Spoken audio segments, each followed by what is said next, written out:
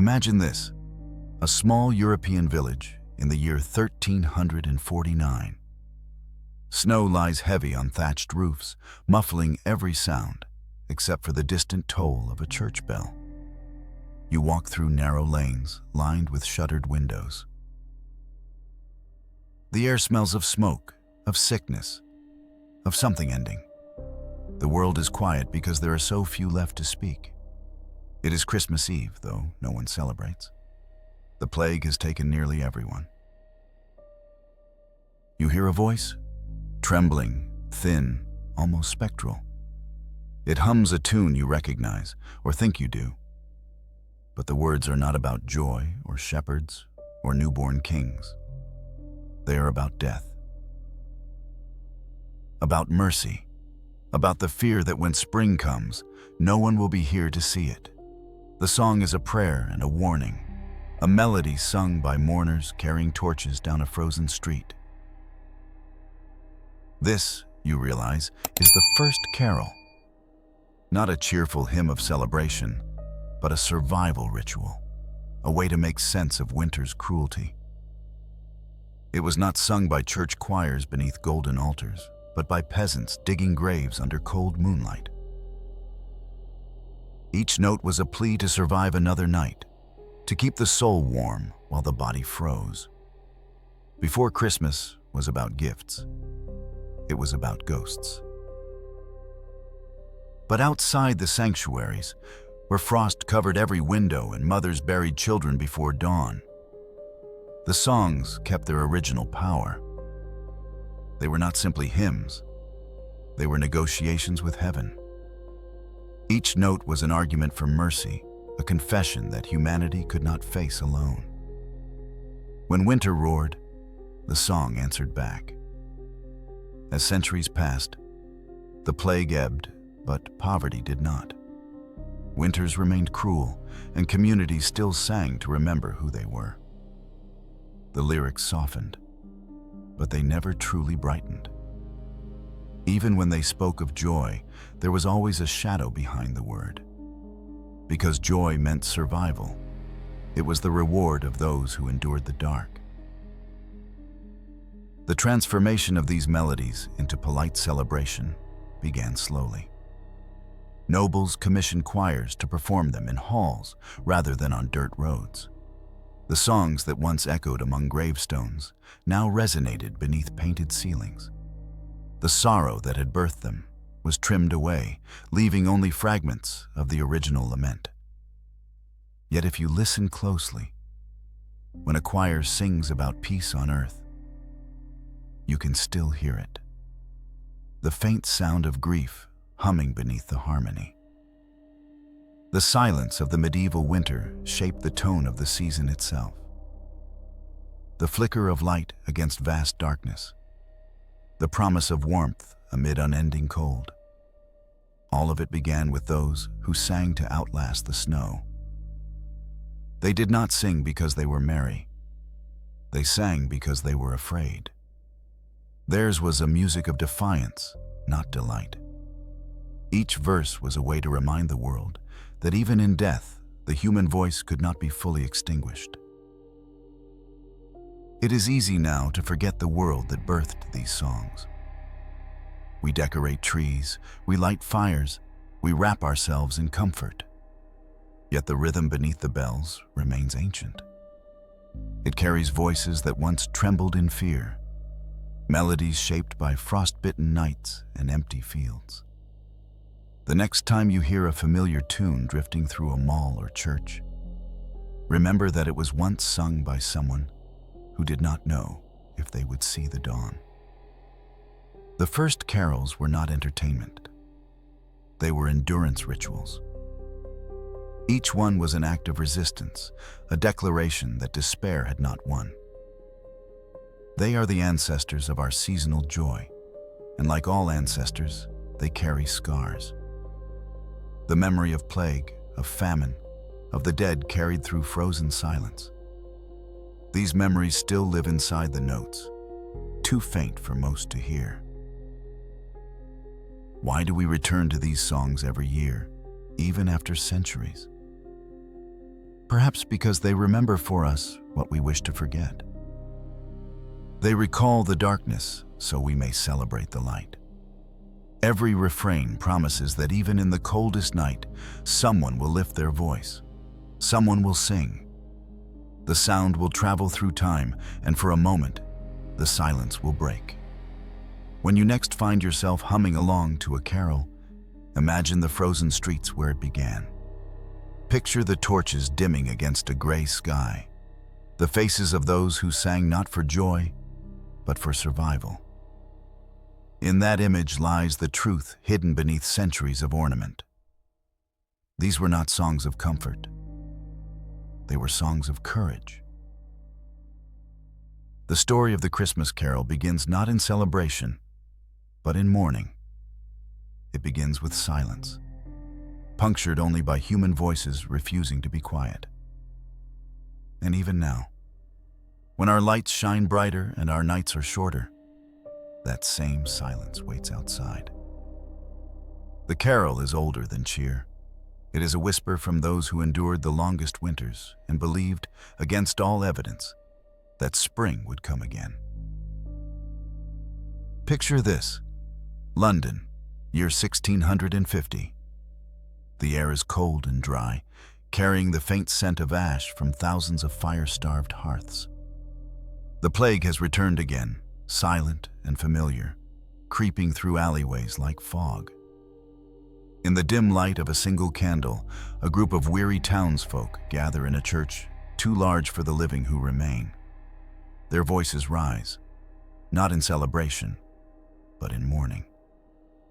The sound echoes among stone pillars, fills the void, and becomes something sacred. This is not the Christmas you know.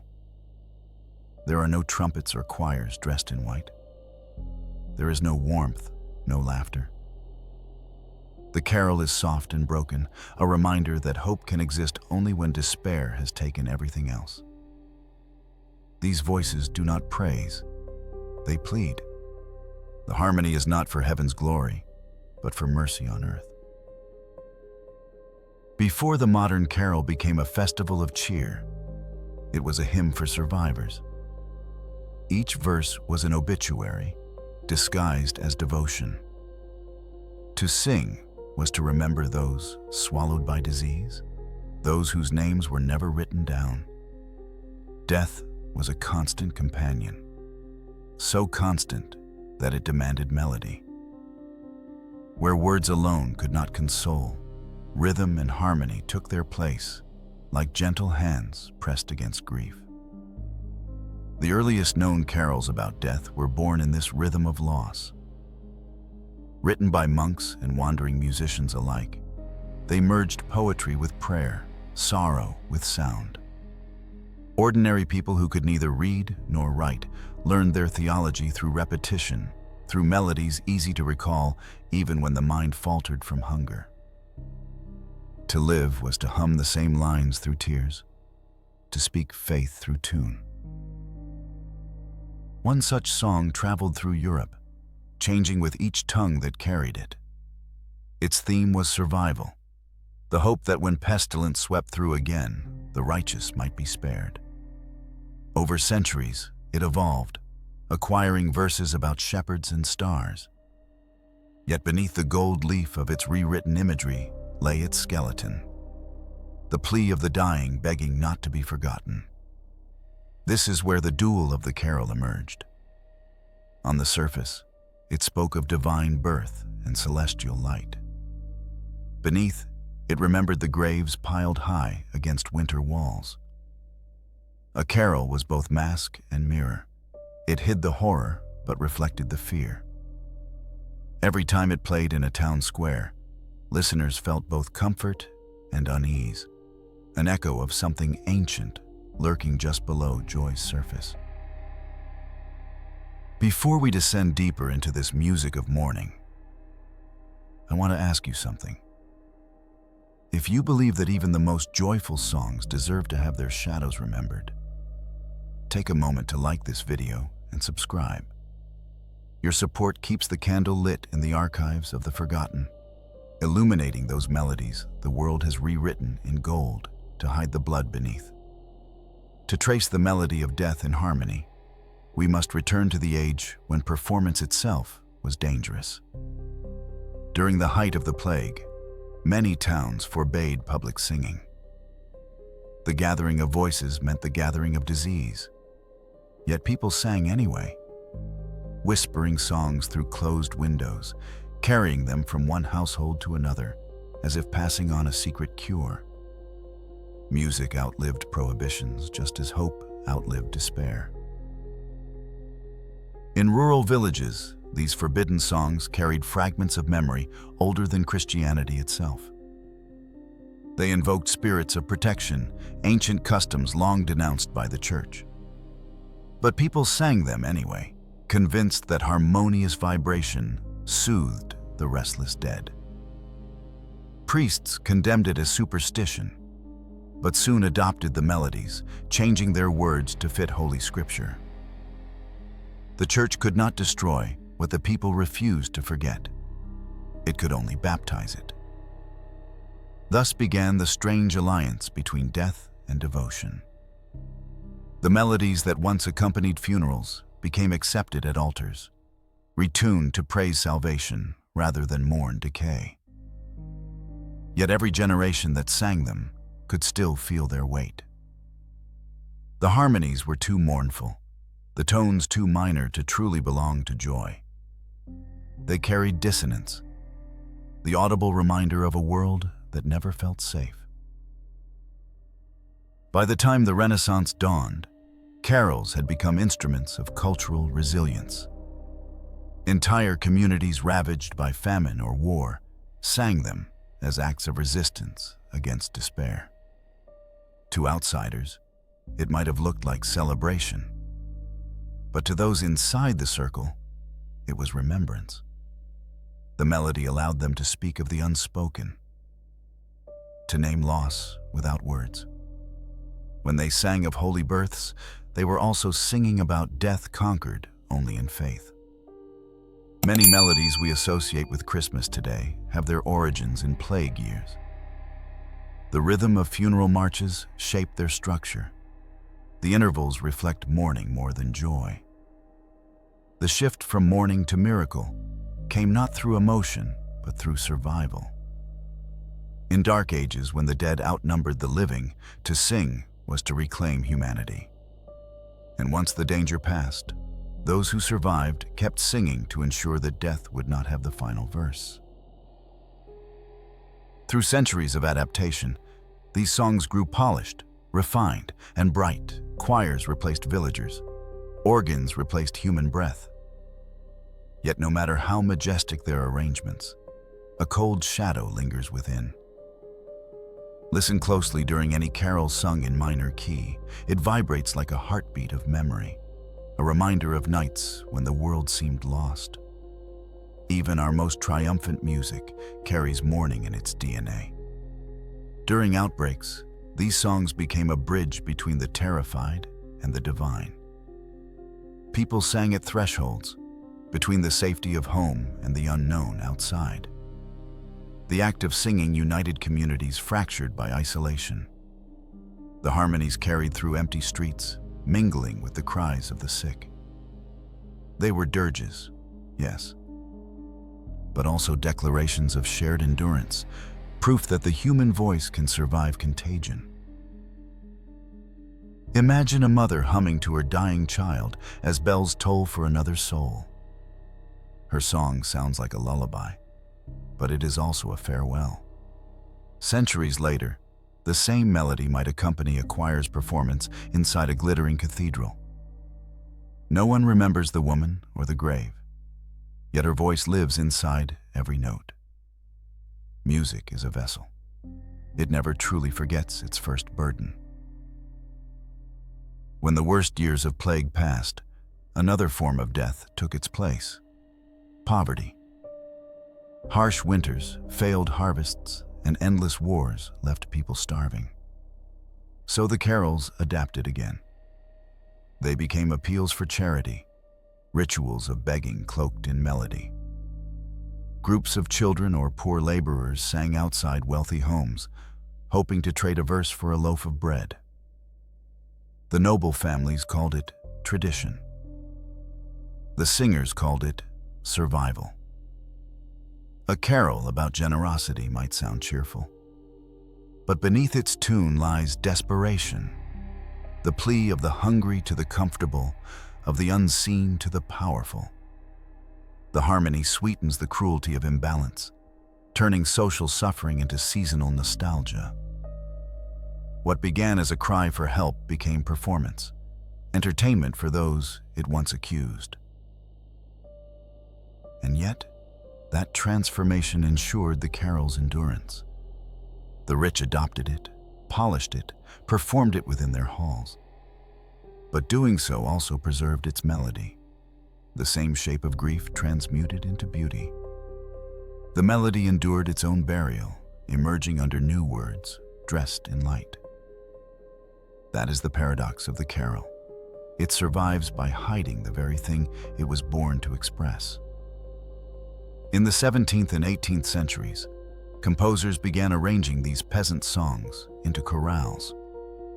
They added harmonies, layered voices, and transformed rustic sorrow into cathedral grandeur. The melodies no longer trembled, they soared. But even as they ascended, their histories lingered like ghosts beneath the organ's swell. Every pause, every harmonic shift still carried the breath of those who once sang in fear. Listeners of that time would describe the music as both beautiful and haunting. They felt peace and unease at the same time, as if the walls of the church held both angels and the faint scent of grave soil.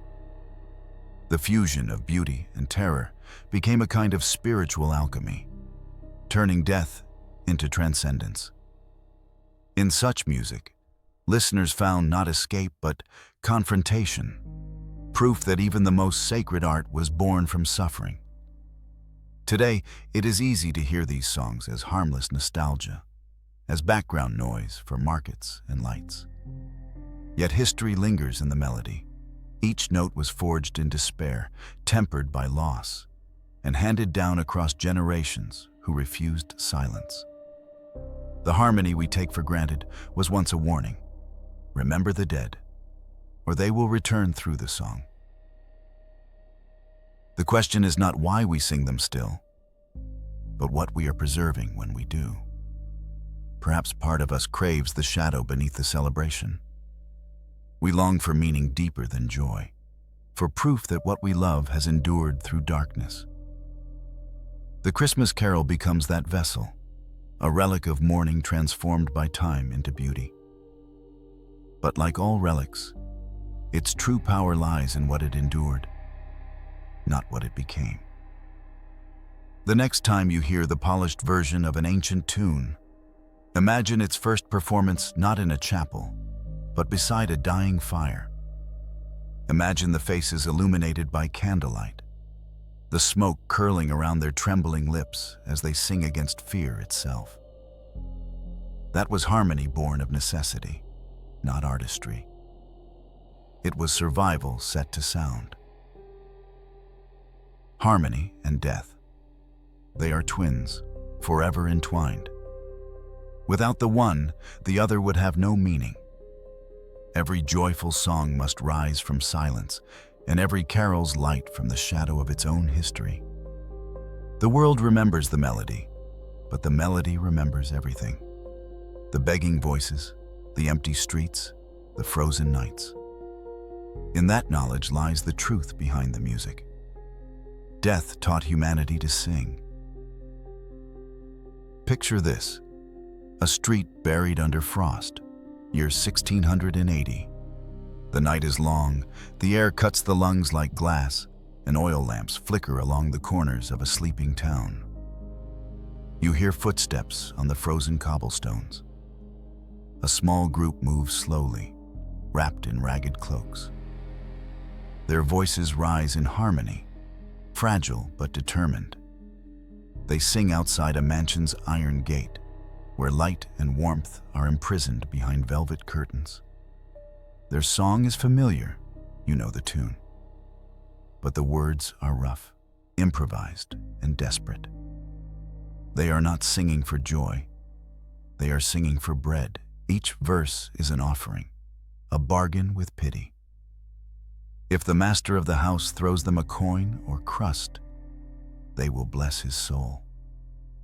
If not, their melody will turn colder, their blessing sharper. The music of Christmas, born from devotion, has become a language of survival. To understand these voices, we must return to a time when Europe bled from constant wars. The 17th century was an age of endless conflicts, and the poor paid their price. Displaced families roamed from village to village, carrying nothing but the songs they knew. Those songs became their currency, exchanged for stew, for shelter, for life itself. The word carol once meant to dance in a circle, but for them, it meant to walk, to wander without destination. What began as sacred ritual had become the cry of the forgotten. These carolers were not the clean-faced choirs of postcards. They were the orphans of famine, widows of soldiers, the broken voices of Europe's underside. Singing was the only thing they owned. In the music of the poor, faith met hunger, and both spoke through song. A melody could soften cruelty where words might fail. Before we open their story further, I want to ask something of you. If you believe that the voices of the forgotten, the beggars, the wanderers, the unseen, deserve to be remembered, then take a moment to like this video and subscribe. Your support keeps the candle burning in the shadows of history, where so many once sang just to stay alive. The origins of door-to-door caroling trace back to those desperate winter nights. People called it wassailing, a ritual of offering songs in exchange for food or ale. The word itself meant to be in health, but the irony was heavy. Few who sang it were healthy at all. The poor moved from door to door, covered in soot and frost, their voices trembling with cold. The songs begged without begging. They masked starvation with sacred melodies so no one could pretend not to hear. At times, these encounters turned ominous. Some towns feared the carolers, believing their songs carried curses if ignored. Superstition spread that to refuse a carol was to invite misfortune. Thus, generosity was enforced by fear. And in that uneasy pact, charity survived. The music became both a blessing and a warning, a gentle knock that carried the weight of hunger's desperation. Churchmen disapproved of this mixing of holiness and vice. They saw peasants singing sacred lines in tavern yards, voices slurred by ale, their feet stamping rhythm into the mud. Yet those same melodies brought people hope. The sacred and profane intertwined because life itself offered no separation. The cold did not care for piety. To the destitute, a single loaf meant more than angelic chorus. From this conflict grew two worlds of Christmas song, the one above and the one below. In the bright world, choirs sang for kings and clergy beneath stained glass. In the dark one, carolers sang for survival among the alleys, accompanied only by wind and the clink of tin cups. Both worlds sang of the same night, the same birth, but only one knew what it meant to have nothing. Imagine a group of children, barefoot and coughing, huddled beneath a window while snow falls around them.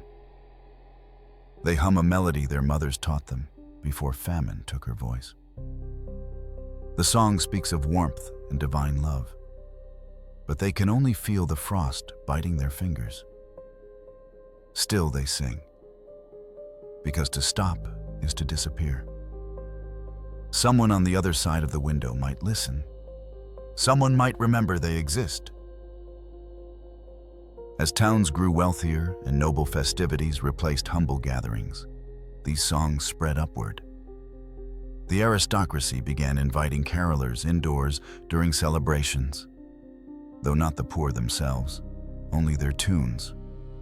Professional musicians cleaned the lyrics, erased the hunger, replaced misery with majesty. What once was plea became praise.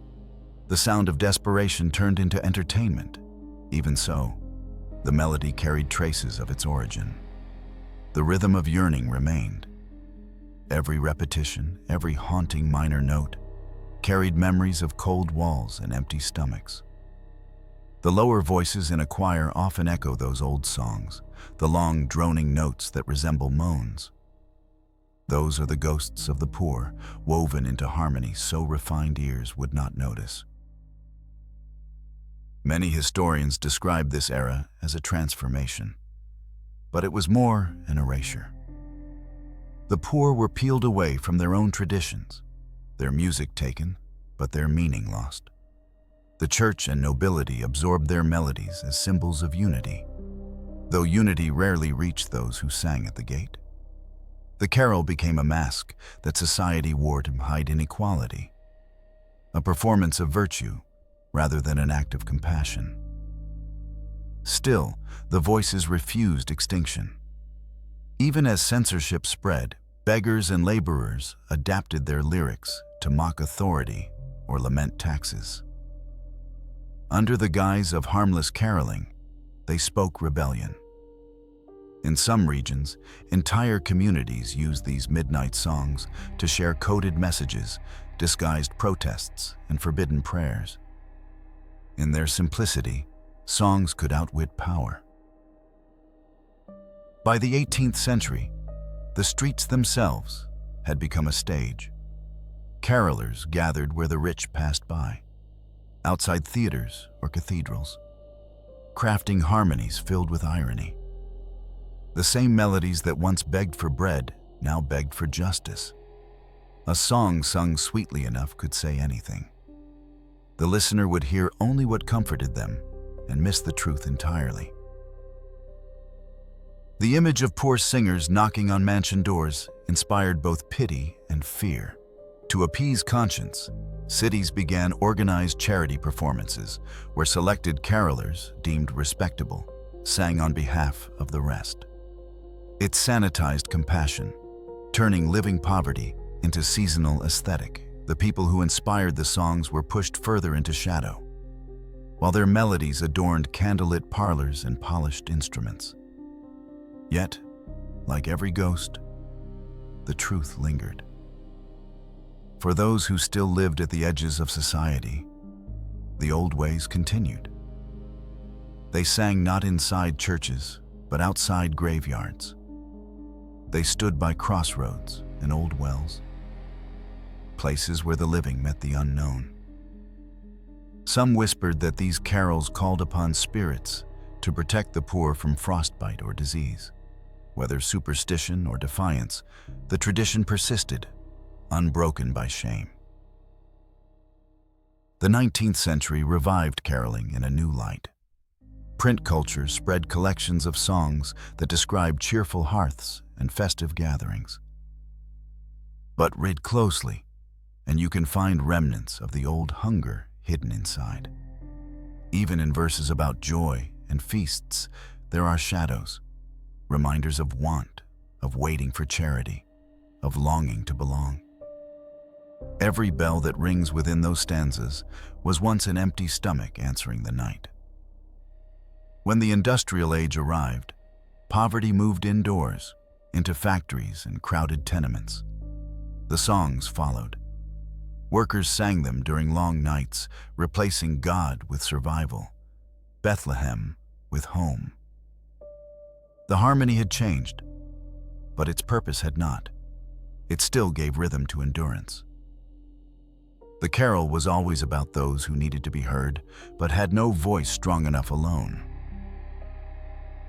There were towns where singing became a weapon against despair. Groups of laborers formed choirs to reclaim the songs from aristocratic control. They sang with cracked voices in public squares, demanding recognition of their humanity through sacred sound. In them, The tradition completed its circle, from spiritual lament to beggar's plea to worker's anthem. The poor had found in music what politics rarely gave them: presence. Every age reshaped their story, but the melody remained loyal to its origins. To this day, when you hear a choir of children singing in winter, imagine those who came before them, singing under cold rain, trading harmony for hope. Their gift was not song itself, but the endurance behind it. They carried the human need to be remembered across centuries of silence. The ghost of poverty still hums through our carols. Behind every line about peace on earth hides a question: peace for whom? Behind every invitation to joy lies an echo of the forgotten chorus, still singing at the world's locked doors. The melody has traveled too far to forget them. You can bury a name, but not a note. Music remembers injustice even when people do not. That is why these old carols still move us, why they sound deeper than mere celebration. Something inside the harmony carries grief's shape, gently hidden yet present. An invisible harmony between past and present, between the living and those who froze outside centuries ago. Every Christmas, we summon them without knowing. These forgotten voices remind us that the boundary between sacred and human has always been thin. To sing was to pray, to ask for mercy, not from heaven, but from each other. Their songs outlasted plague and hunger, king and church, because they spoke a truth both eternal and unbearable. We survive only when someone listens. Each echo across the centuries is their reward, faint yet undying. The poor are gone, but the song remains. Imagine this: a countryside lane on the edge of Cornwall. Year 1715, the snow falls so densely that the ground seems to breathe beneath a shroud of white. You hear distant bells, but they ring not from churches. They come from wandering singers moving through the mist. Their voices rise against the stillness, carrying something older than faith, something that remembers the dead. The sound feels both alive and haunted. This is where Christmas met its ghosts. The songs of the season, polished and bright today, were once laments for spirits who walked during the darkest nights of the year. In these frozen landscapes, people believed that the dead returned when the sun stood still in winter. The boundary between worlds thinned.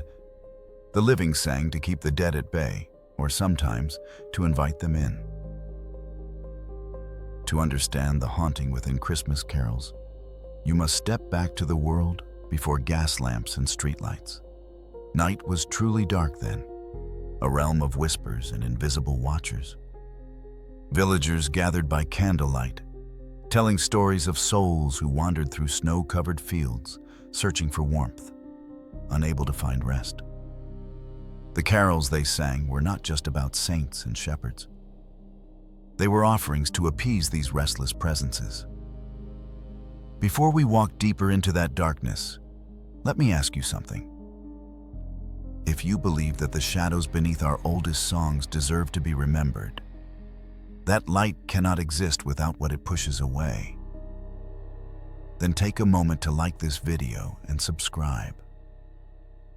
Your support keeps the candle burning in this archive, allowing us to trace the chilling breath behind the melody. In the centuries before the Victorians reshaped Christmas into celebration, the season belonged to fear as much as faith. December meant hunger, illness, and the threat of isolation. It was the month when livestock died, hearths went cold, and any knock upon the door might be a neighbor or something else. Songs became talismans.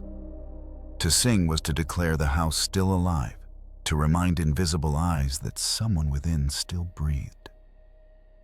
Among the oldest English carols were those invoking the souls of the dead. Singers walked from home to home, blessing each doorway and calling for remembrance of ancestors. It was both festivity and ritual protection. Many refused to light candles on those nights without a song. The dead, it was said, followed voices through the snow like moths drawn to flame. In Wales, people told stories of a creature that came for the unprepared, the Mari Lwyd, a skeletal horse draped in white linen and carried door to door by villagers. Its arrival began a battle of wits, improvisations of rhyme and song between those inside and outside. Only when the spirit was welcomed with drink and verse could peace return. Beneath laughter and ale, it was still a ritual of facing death and inviting it to feast before turning it away. Other regions held soul-caking ceremonies, where groups sang for the departed. They offered cakes to honor spirits passing through the cold night. Each song was a bridge between seasons, acknowledging that death owned half the year. Even the tune's rhythm echoed the pace of a funeral procession, slow, deliberate, steady, refusing to be silenced. It is easy now to overlook how sacred terror shaped these traditions. When people sang about kings and kingdoms of heaven, they were also singing about their own small fears, loneliness, the cold, and the unknown that waited beyond sleep. The carol was language for everything that frightened them. Instead of praying in silence, they faced the darkness through harmony. The presence of ghosts in Christmas lore did not vanish with time. It merely changed its shape. Victorian writers later tamed these memories into fiction, stories of haunted Christmas Eves where redemption replaced horror. But centuries earlier, these ghosts were not metaphors. They were neighbors. Every winter was an encounter with mortality. Singing about rebirth was daring precisely because death was never far away. In medieval Europe, winter festivals often coincided with the turning of the sun, a time symbolizing both decay and renewal. Christian customs absorbed older rites that sought to keep spirits satisfied through offerings and song. When carolers moved through streets, they were continuing an ancient ritual of balancing light and darkness. To stop singing was to invite misfortune. To continue was to assure the cycle of life would not break. What is remarkable is how these ghostly roots survived, even as the church reshaped the meaning of Christmas. While priests preached purity and salvation, parishioners sang with undertones of fear. In the harmonies, listeners could still sense the sorrow of the dead pressing close. Some described chills in chapels as they sang, claiming it felt as though unseen voices sang beside them. Even the choice of instruments carried symbolic weight. Bells were thought to drive away spirits, but their pealing during carols was not merely joyous. It was defensive. The ringing split the silence so that nothing unseen could approach unnoticed. Every toll was both celebration and exorcism, keeping the cold world beyond the walls at bay. Imagine again those travelers trudging through snow at night, their lanterns dim, their songs echoing through a valley. To the families that heard them approach, the sound might bring both comfort and dread. It meant life still moved beyond the darkness. Yet it also reminded them that wilderness surrounded them, full of things unsung and unseen. A fragile flame pushed back an ocean of night. Ghosts were not the only beings believed to answer these songs. Some tales spoke of fairies, goblins, or angels disguised as beggars testing human kindness. In many accounts, the same melody that blessed one listener might curse another. The carol itself was a balancing act between good fortune and grief. Sing the words wrong, and the year might end in ruin. By the 19th century, ghost stories had become an expected part of Christmas gatherings. Families told them by the fire, while snow hid the world outside. These stories echoed the older traditions that carols once embodied, facing darkness openly, not pretending it didn't exist. When Dickens wrote of spirits visiting on Christmas Eve, he was not inventing something new. He was remembering an ancient truth. The dead and the living share this night. Music and story are the twin languages of winter.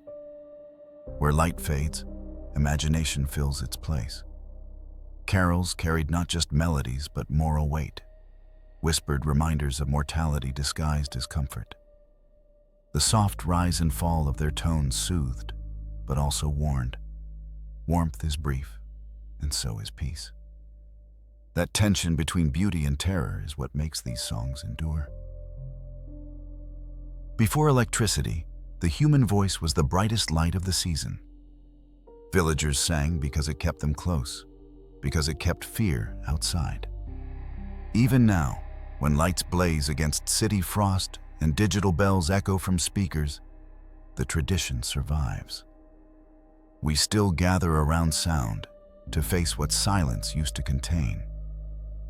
The specters beneath the snow were never truly banished. They live in the minor chords of certain hymns, in lyrics that linger on sorrow before turning to joy. Every melody that starts in darkness and ascends to light follows the same shape. The soul's passage through the longest night toward dawn. Ghosts do not frighten us anymore, because we have forgotten what they once meant. Memory itself demanding to be heard. Perhaps these carols endure precisely because they carry both life and death in their breath. They remind us that celebration without remembrance is hollow. Each note is a gravestone's echo transformed into beauty. The very act of singing in winter is defiance against forgetting. A chorus lifted not to banish the dead, but to accompany them. When you hum a Christmas tune softly under falling snow, picture the centuries beneath your feet. The feet of the singers who came before you, walking through fog with their torches dimming.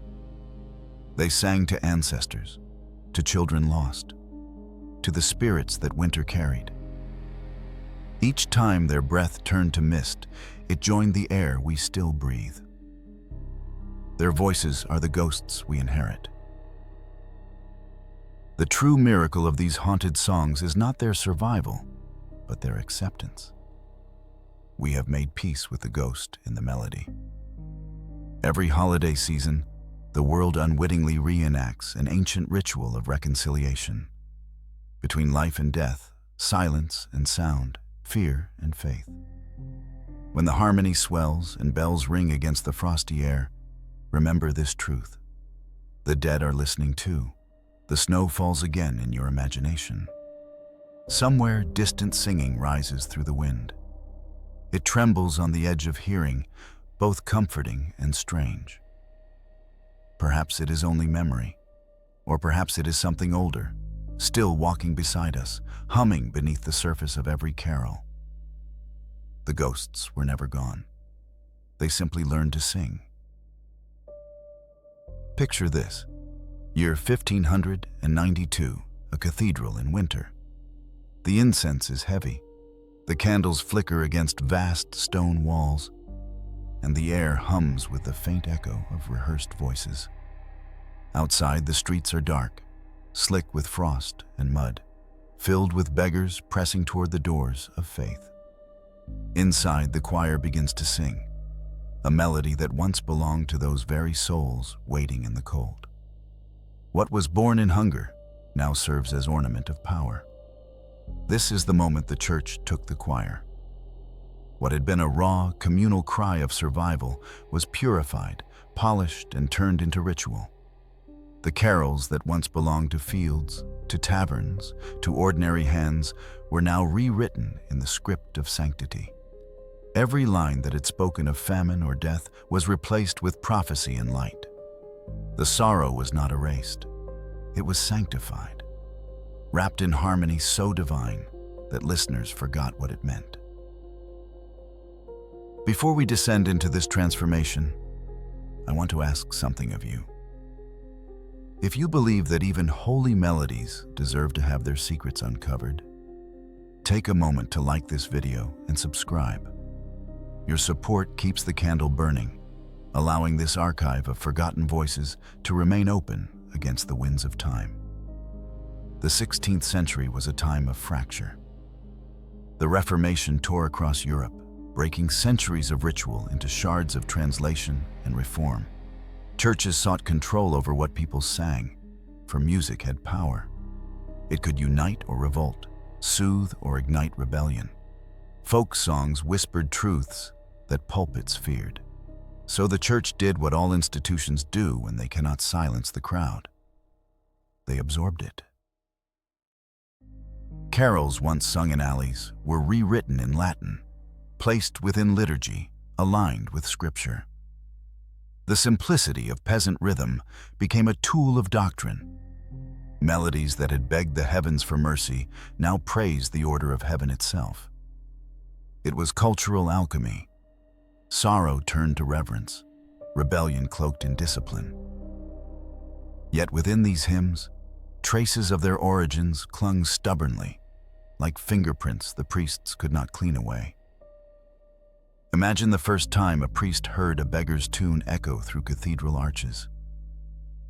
Perhaps he recognized the melody from his own childhood, when his mother sang it by a dying fire. Now, dressed in vestments, he directs the choir, commanding that same tune to rise toward heaven. The poor are still outside, their voices drowned beneath organ swell. Yet the church now owns their song. It was not an act of cruelty, at least not openly. The motive was preservation as much as control. The church believed it could redeem what was born in sin and superstition, baptizing melody with holy purpose. Folk rituals became feast days, pagan verses turned into psalms. In the process, the roots of the carol were buried under marble and gold. But seeds buried in darkness do not die. They wait. In monasteries across Europe, monks began recording these altered carols on parchment.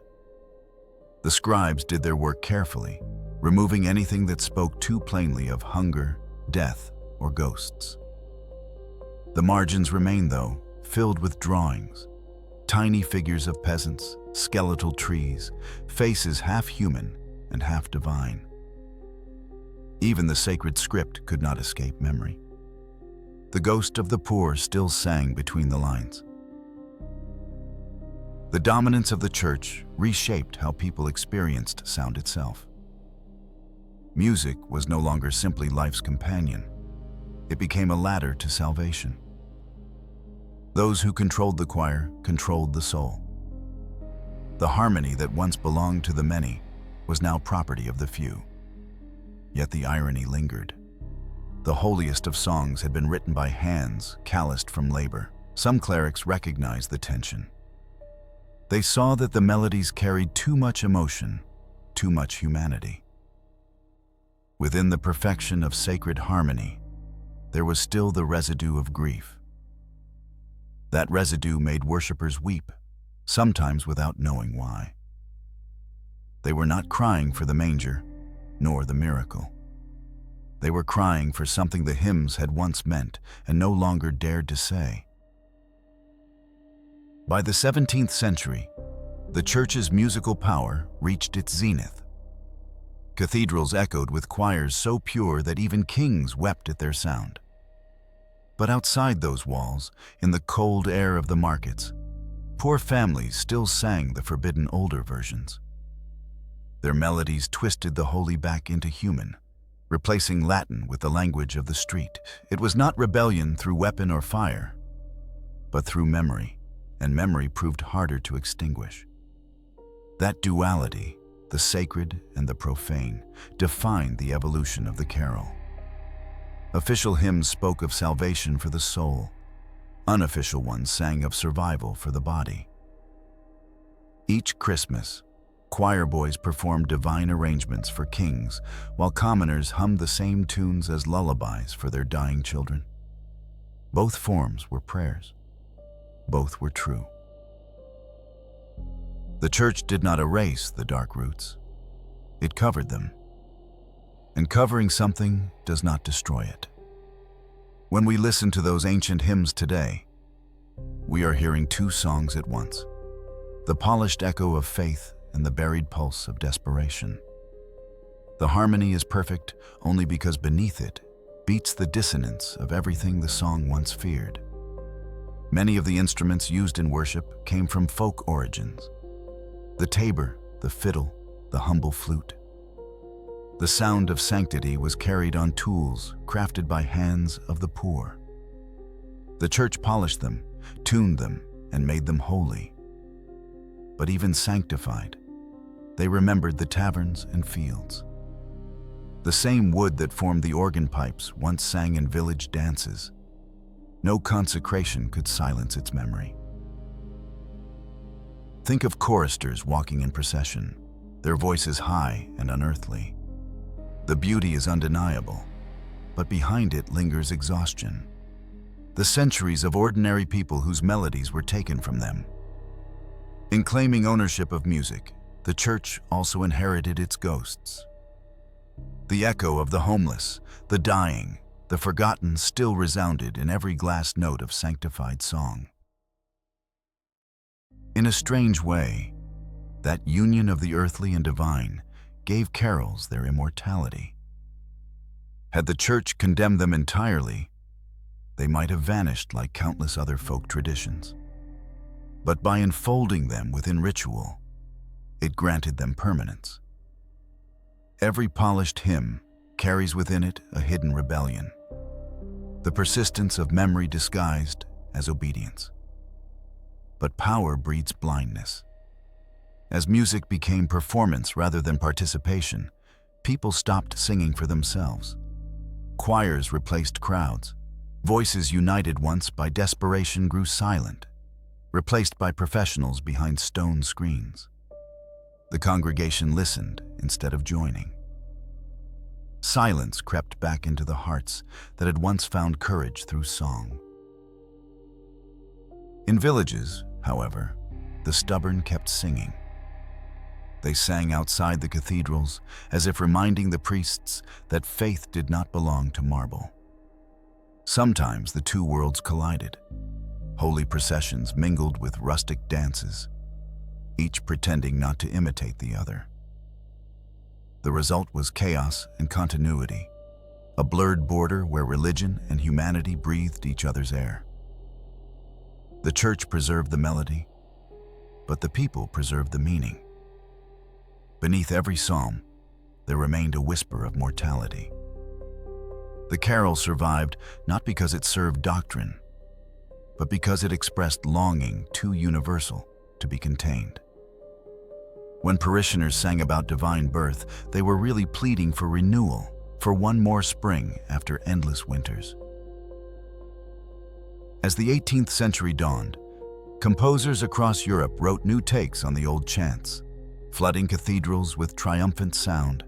Yet those same chords would later spill into the streets once more, escaping the control that shaped them.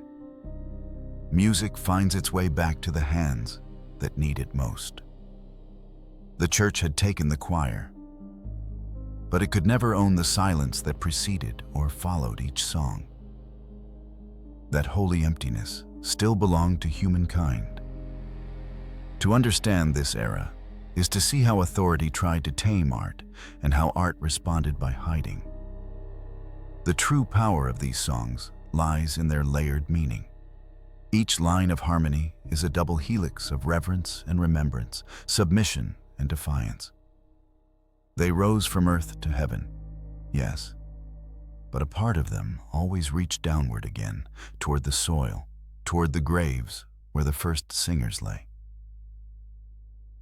When you listen today to a soaring cathedral performance, imagine the fields from which that melody once climbed. Picture the hands that first shaped it, the frostbitten fingers and cracked lips. The institution may have kept the song safe, but its heart remained with those who had reason to sing it. That is the paradox embedded in every hymn. The purest faith is born from the darkest need. The church took the choir, but in doing so preserved its curse. To this day, carols feel both holy and haunted because they echo an impossible dream: unity between sacred order and fragile humanity. Every time the notes rise, they carry upward countless voices forgotten by history, insisting that holiness is not found in control, but in compassion. Perhaps that is the carol's final lesson. Sanctity cannot be imposed. It must be sung, trembling through centuries of frost, slipping between cathedral walls and market air, between the righteous and the desperate. What began as a hymn to survival became a monument to memory. No power, not even the divine, can silence what was born of need. The song remains, half prayer, half ghost, forever echoing through the corridors of faith. Picture this: a crowded city square, year 2025. Strings of lights burn against the cold night air, illuminating shoppers, carolers, and infinite reflections on rain-slicked pavement. The sound is everywhere. Loudspeakers spilling ancient melodies polished to perfection. Voices rise from the crowd, cheerful, familiar, almost mechanical. And yet, buried within the harmony, something trembles, a memory that refuses to die. It begins softly, in the quiet between choruses. The same notes that once echoed through plague-stricken Europe now replay across malls and radios. The difference is in their forgetting. Where the first singers pleaded with heaven, we now hum absent-mindedly while scrolling screens. The carol survived, but its meaning was buried under glitter and noise. What was once a prayer for salvation is now background cheer for consumption. You pause and listen, and for a fleeting moment, feel something ancient. It might be sorrow or reverence, or just the dull ache of nostalgia. That feeling is the echo, the ghostly vibration left by centuries of darkness, sorrow, and faith. Every song we know today was born from someone's hunger, someone's grief. The sweetness of the melody hides the salt of tears long dried. Before we go deeper into this closing reflection, let me ask you something. If you believe these forgotten truths, the shadows behind the music we all know, should continue to echo into our time, take a moment to like this video and subscribe. Your support keeps the candle burning, allowing us to reveal the fragile threads connecting past and present.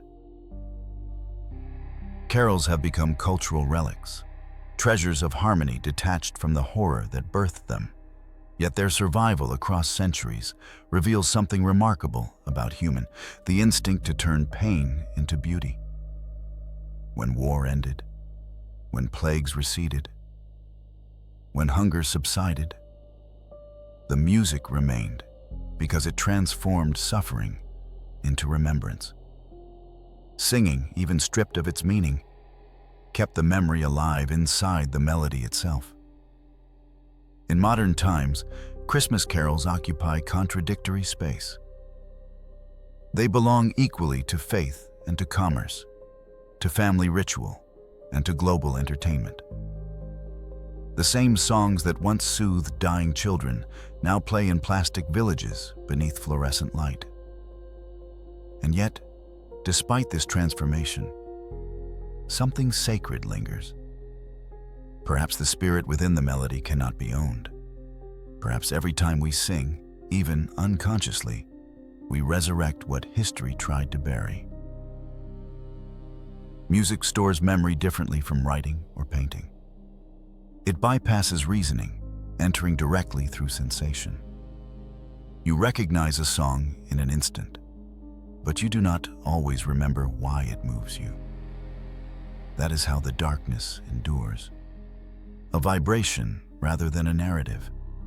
Each chord we repeat awakens the silence that once surrounded it.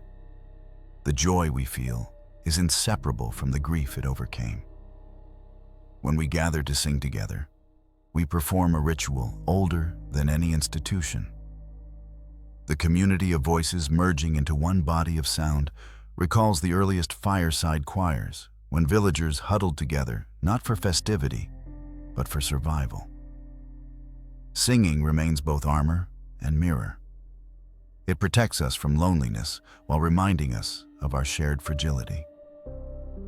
We are still, in essence, trying not to freeze in the dark. The transformation of the carol across time mirrors humanity's own struggle to forget. Each generation scrubs away the traces of despair, polishing the surface until it gleams. Yet beneath that surface, a pulse of recognition persists. Why else do modern listeners find peace in minor keys, in melancholic verses that speak of still nights and weary travelers? Beauty is never pure. It always carries memory.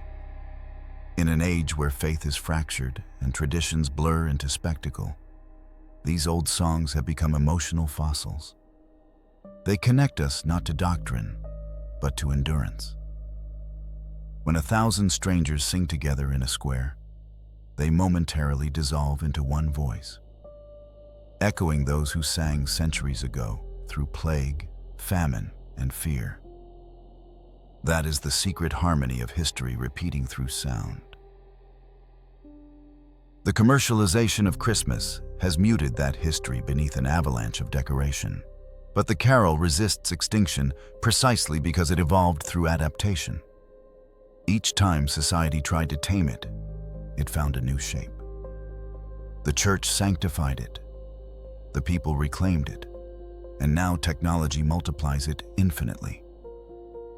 Its melody is unstoppable because it belongs not to a time, but to a condition of being human, the refusal to surrender to silence. Close your eyes and think of a single note held too long. It vibrates beyond the measure, reverberating unseen. That is how the first carolers live within us. Their music continues not through records or archives, but through instinct. Every winter, we are drawn to recreate their ritual without understanding why. We gather light in darkness, share voices, and declare through sound that death did not win. There is, however, a new kind of cold today. It is not the frost of poverty or plague, but the chill of disconnection, the loneliness of digital abundance. Our cities glow brighter than ever, yet our songs feel thinner, detached from meaning. The ancient carols once united strangers through necessity. Now they flutter through speakers into solitude. The echo remains, but the chorus falters. Perhaps that is the final message these songs try to send across centuries. They whisper that remembrance must not become performance. When we sing, we should not chase nostalgia, but contact. The feeling that once humanity huddled together in fear and found harmony. A carol is not decoration. It is survival made audible. Every note still carries the warmth of hands long gone. If you listen differently this year, you can hear layers the world forgot. Beneath the cheer, there is exhaustion. Beneath the bells, there is mourning. The silence between lines is as vital as the melody itself. It reminds us that these songs were born in pauses, in moments when the singer inhaled the cold and sang anyway. Contemporary artists continue to reshape these carols, slowing them down, distorting their cheer, exposing the melancholy hiding within. Perhaps they are not desecrating tradition, but rediscovering it. The somber reinterpretations feel honest. They restore the weight the centuries tried to lift away. They remind us that every song of joy contains its shadow, and that shadow is what gives it depth. Technology ensures that no melody truly dies. Recordings, remixes, and virtual performances stretch the lifespan of a carol beyond imagination. Yet preservation without understanding is a kind of second death. To keep the song alive, we must also remember what it was for. It was never entertainment. It was invocation. Every chorus was a plea for light, for warmth, for mercy from the indifferent sky. When you hear children sing in schools or choirs perform in cathedrals, try to imagine that ancient lineage stretching behind them. The same sound once drifted through fog, through graveyards, through streets of plague. Those children are unknowingly summoning centuries of voices. Every note revives not only hope, but also the memory of endurance. Humanity's song is continuous, no matter how it changes shape. The question then becomes, what will we add to this lineage? Will our voices continue the ritual, or will we let it fade into noise? The modern chorus can still carry meaning if we choose to listen beyond the surface. To hear the carol as more than tradition is to recognize our shared ghost, the ancestors' breath still living inside our lungs each winter night. Even stripped of faith, the carol remains sacred because it embodies empathy.